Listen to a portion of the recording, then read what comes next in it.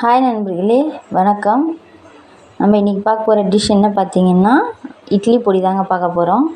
இட்லி பொடி வந்து வீட்டிலே ஹோம்மேடாக நம்ம செய்கிறத பார்க்க போகிறோம். அதுக்காக பார்த்திங்கன்னா நான் 1 கப் அளவு கடலைப்பருப்பு எடுத்திருக்கேன். இப்போ நம்ம இதை நல்லா வறுத்துக்கலாங்க. வீட்டில் செய்கிறதுனால ரொம்ப ஹெல்த்தியாக இருக்கும், ரொம்ப வந்து டேஸ்ட்டாகவும் இருக்குங்க.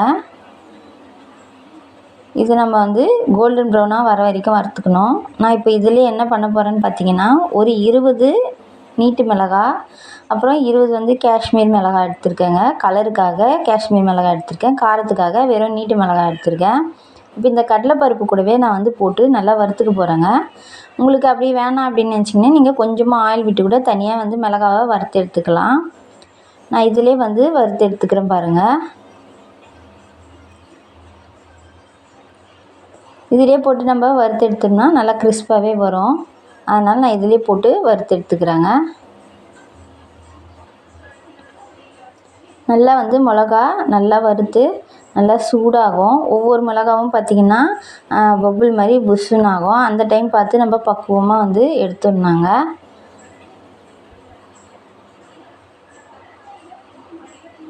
நல்லா வந்து ஹீட்டாக இருக்கணும் அந்த மிளகா. அப்போ தான் வந்து நம்ம எடுத்தால் அதுக்கப்புறம் ஆறுனதுக்கப்புறம் நல்லா கிறிஸ்பாக மொறுமொறுன்னு வரும். அது வரைக்கும் நல்லா வறுத்துக்கணுங்க. நான் ஒரு மிளகா எடுத்து காமிக்கிறேன் பாருங்கள். இந்த மாதிரி புஷ்ஷுன்னு வறுத்து பாருங்கள். நல்லா வறுபட்டுடுச்சின்னு அர்த்தம். இப்போ நம்ம வந்து அதை எடுத்துடலாம். நான் வந்து கையிலே எடுக்கிறேன், நீங்கள் அந்த மாதிரி எடுத்துடாதீங்க, கரண்டியில் எடுத்துக்கோங்க.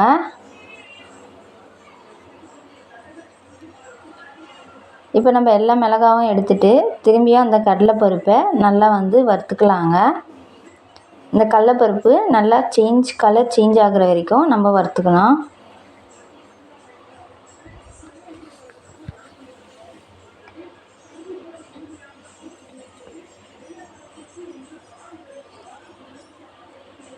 இப்போ வறுத்துட்டதுக்கப்புறம் நம்ம வந்து இதை எடுத்து ஒரு அந்த மிளகா பிளேட்லேயே நம்ம வந்து எடுத்து போட்டுக்கலாங்க, நல்லா ஆற வைக்கிறதுக்காக.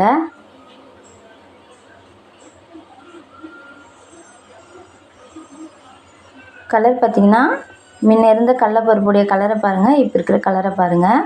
இந்த மாதிரி கலர் வந்ததை நம்ம எடுத்து வச்சிடலாம்.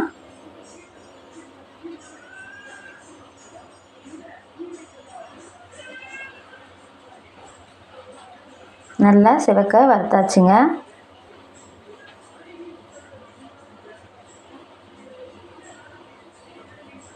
திரும்பியும் பார்த்திங்கன்னா அதே கப், எந்த கப்பில் வந்து நம்ம கடலைப்பருப்பு எடுத்தோமோ அதே கப்பில் வந்து நம்ம வந்து உளுந்தம்பருப்பு எடுத்து வச்சுக்கலாங்க. இப்போ அதையும் வந்து நல்லா கோல்டன் ப்ரௌனாக வர வரைக்கும் வறுத்துக்கலாம். பருப்பு வந்து நீங்கள் நல்லா வறுக்கலைன்னா ஒரு வந்து பச்சை ஸ்மெல் வரும், டேஸ்ட் வந்து நல்லா இருக்காதுங்க. அதனால் நல்லா ஒரு மீடியமான ஃப்ளேமில் கேஸ் வச்சுட்டு நீங்கள் வந்து அழகாக பொன்னிறமாக வறுத்து எடுத்துக்கோங்க.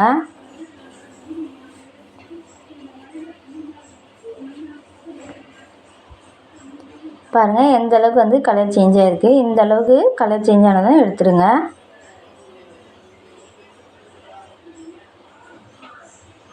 திரும்பியும் அதே கப்பில் 1/4 கப்பு பார்த்திங்கன்னா துவரம்பருப்பு எடுத்துக்கிறேங்க. அதையும் கோல்டன் ப்ரௌனாக வர வரைக்கும் நம்ம வறுத்து எடுத்துக்கலாம்.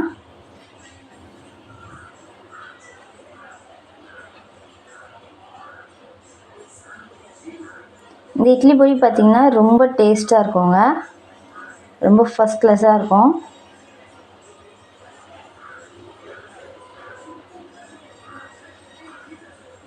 பாருங்கள் சூப்பராக நல்லா கோல்டன் கலராக வறுத்துட்டாச்சு. இப்போ நம்ம இறக்கிடலாம்.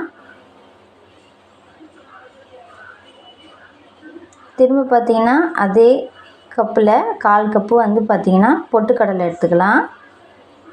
பொட்டுக்கடலையை வந்து லைட்டாக நல்லா சூடு வர வரைக்கும் வறுத்துக்கோங்க. அப்போ தான் நம்ம இட்லி பொடி வந்து கெட்டு போகாது. நமக்கு வந்து 1 மாதம் ஆனாலும் கெடாமல் இருக்கும். அதனால் எதுவாக இருந்தாலும் வறுத்துட்டு அரைச்சிக்கணுங்க. இப்போ பார்த்திங்கன்னா இதுவும் நல்லா வறுத்து எடுத்து வச்சுக்கிட்டாச்சு. திரும்பி பார்த்திங்கன்னா ஒரு 1/2 டேபிள் ஸ்பூன் மிளகு, 1/2 டேபிள் ஸ்பூன் ஜீரகம், இதை போட்டு நம்ம வறுத்துக்கலாங்க. நான் வெறும் அரை டேபிள் ஸ்பூன் மட்டும்தான் போடுறேன். அதிகமாக போட்டுட்டிங்கன்னா உங்களுக்கு வந்து ரசம் ஃப்ளேவர் வந்துடும். நீங்கள் அதிகமாக போடாதீங்க. நான் 1/2 டேபிள் ஸ்பூன் சீரகம், 1/2 டேபிள் ஸ்பூன் மிளகு மட்டும்தான் போட்டிருக்கேன்.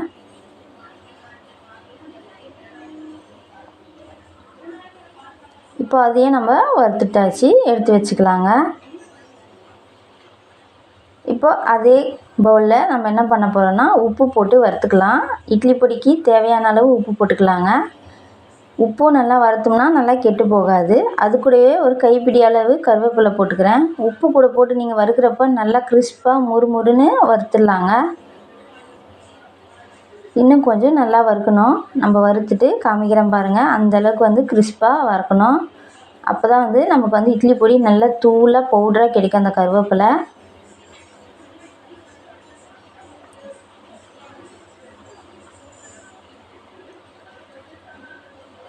பாருங்கள், நான் வந்து தூள் பண்ணி காமிக்கிறேன். இந்தளவுக்கு பவுடராக வரணும். இப்போ நம்ம இதையும் இறக்கிட்டு ஆற வச்சுட்டு நம்ம எல்லாத்தையும் அரைக்கலாங்க. ஃபஸ்ட்டு பார்த்திங்கன்னா காஞ்ச மிளகா, காஷ்மீர் சில்லியும் நீட்டு மிளகாவையும் போட்டு நம்ம வந்து அரைச்சிக்கலாம். ஃபஸ்ட்டு இதை அரைச்சிட்டு அதுக்கப்புறம் வந்து பருப்பு எல்லாமே போட்டு அரைச்சிக்கலாங்க. அப்போ தான் நல்லா பவுடராக வரும்.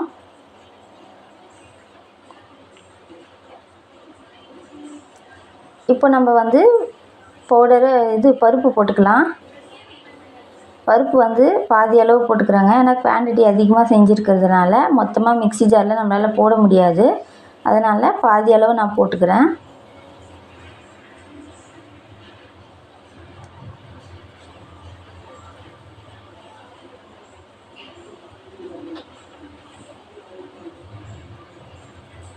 நல்லா கொருன்னு அரைச்சிக்கணும்.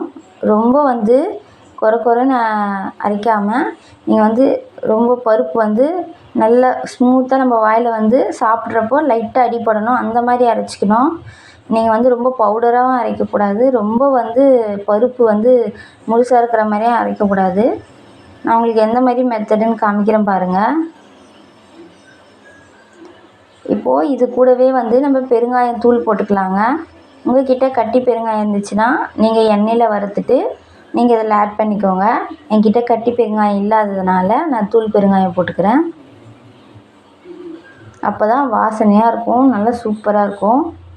அதுக்கப்புறம் பார்த்திங்கன்னா ஒரே ஒரு டேபிள் ஸ்பூன் ஆயில் விட்டுக்கிறேங்க. நீங்கள் மிளகா ஆயிலில் வறுத்திங்கன்னா இப்போது ஆயில் விட தேவையில்லை. நீங்கள் மிளகா வந்து எண்ணெய் மாதிரி பருப்பு போட்டு வறுத்திங்கன்னா நீங்கள் இதில் ஒரு டேபிள் ஸ்பூன் ஆயில் ஊற்றிக்கோங்க. அந்த ஆயில் எதுக்குன்னா கலர் டெக்ஸ்சருக்கும் டேஸ்ட்டுக்கும் சூப்பராக இருக்கும். உங்களுக்கு அப்படியே கடையில் விற்கிற மாதிரி இட்லி பொடி கிடைக்கும். அதுக்காக தான் வந்து ஒரே ஒரு டேபிள் ஸ்பூன் நான் ஆயில் விட்டுக்கிறேங்க.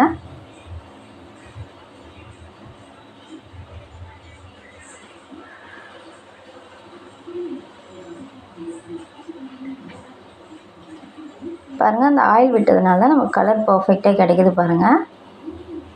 இன்னும் வந்து நம்ம நல்லா அரைச்சிக்கலாம். மெயினாக வந்து அரைக்கிற பக்குவம் ரொம்ப முக்கியம். ரொம்ப பருப்பாக இருந்துச்சுன்னா வயசானவங்களாலலாம் சாப்பிட முடியாது. அதே மாதிரி நம்மளுக்கும் வந்து வாயில் வந்து நல்லா ஃப்ரீயாக சாப்பிட முடியாது. அதனால் கடையில் விற்கிற மாதிரி நமக்கு வந்து லைட்டாக கொரன்னு இருந்தால் மட்டும் போதும்.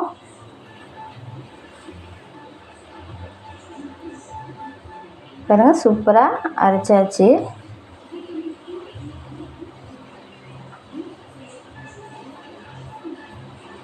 இப்போது நான் ரெண்டுமே வந்து ஃபுல்லாக அரைச்சிட்டேன். 2 பேட்சாக அரைச்சி நல்லா ஒரு கடாயில் போட்டு கலந்துக்கிறேங்க.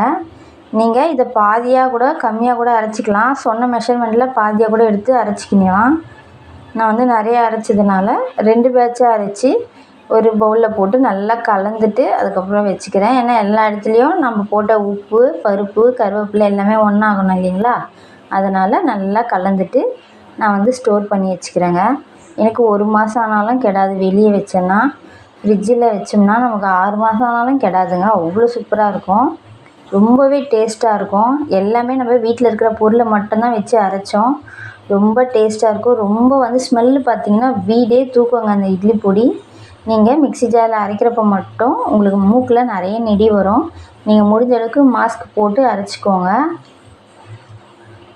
நல்லா கலரும் சரி டேஸ்ட்டும் சரி சூப்பராக இருந்திருக்கு பாருங்கள். இப்போ நம்ம ஆயில் விட்டு எப்படி இருக்குதுன்னு பார்க்கலாம். ஒரு 2 டேபிள் ஸ்பூன் இட்லி பொடி போட்டுக்கிறேங்க.